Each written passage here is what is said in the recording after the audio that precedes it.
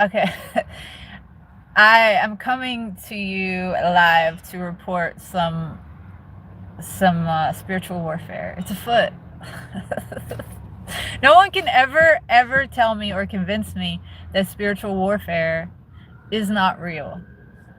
Okay, so I had the whole thing with like being led to the studio. It was very clear to me, like, you're gonna make this art, you're gonna share this experience with your community.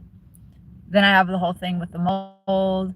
I'm sick, I have to move out, I'm confused, but I'm trusting that this is all just part of a bigger plan that I can't see. Totally trusting in that. Okay, so I was told I can't be in the space. So all my stuff's in the space. So thank goodness a friend of mine who I work for is in the process of a move. So he has a new place, but he still has his old space open and available. So I was able to stay in that space last night. This is the same space where someone attempted to abduct me, okay?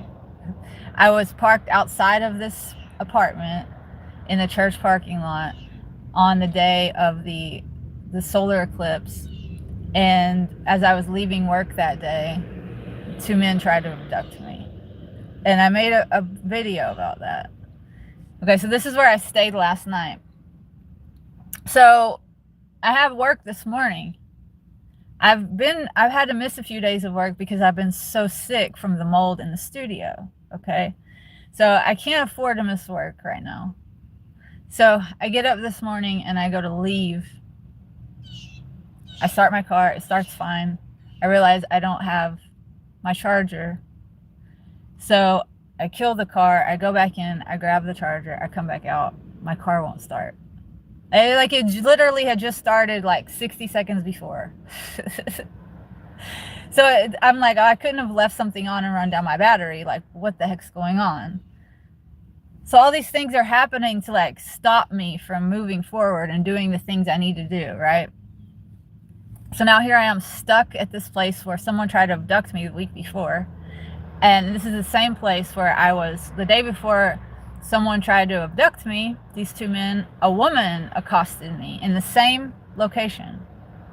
So all this stuff is happening in the same spot.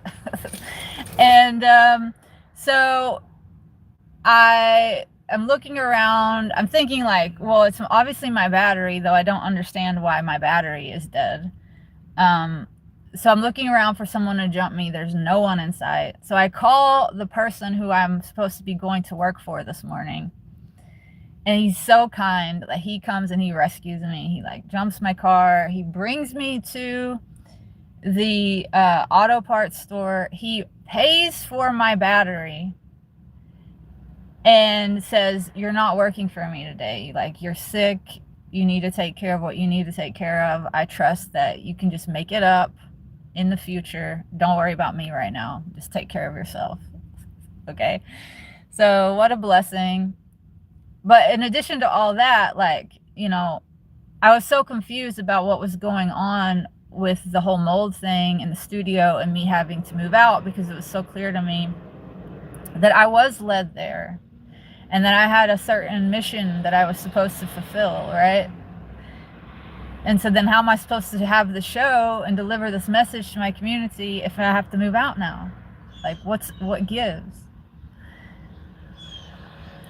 But yesterday afternoon, I was presented with some information that I might actually have an opportunity to still present this message and do a show for people this weekend at an event that's happening. And I wouldn't have acquired all of the supplies and done everything that I've done up to this point had I not moved into the studio in the first place.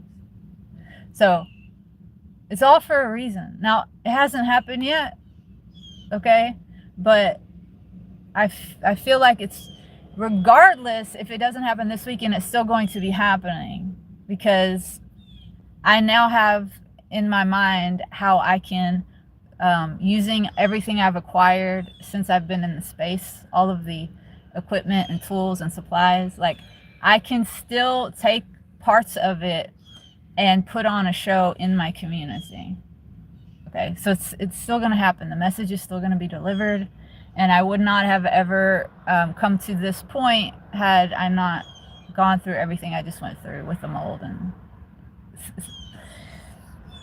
everything is in God's timing. It's all divine, and we're never able to see the full picture. We're just limited in that way. Okay, by our very nature, we're limited. But this is why faith is required. If you truly know God and you have a relationship with God, there's nothing to worry about. It doesn't mean we won't struggle. It doesn't mean we won't have hardships. But it does mean that in the end, all things will be used for the glory of God. And that everything tough that you go through, all the hardship, all the suffering, all the pain, will be used to make you stronger and to make you more resilient, and you will grow in your grace and in your wisdom. So the worst things that have ever happened to me, in the end, I've come to realize are the very best things that ever happened to me. So I just wanted to tell you guys, like, wow, like, there's so much coming at me from both sides, the light and the dark right now. But every time I'm undercut, God's right there with an angel to lift me back up and to help me out. So I don't have to work today. I got my battery taken care of. Now I have time to get my things out of the space and prepare for this weekend for an event where I might still get to deliver my story and my vision and my message. So God is good. All right, I'm on my way to make some things happen.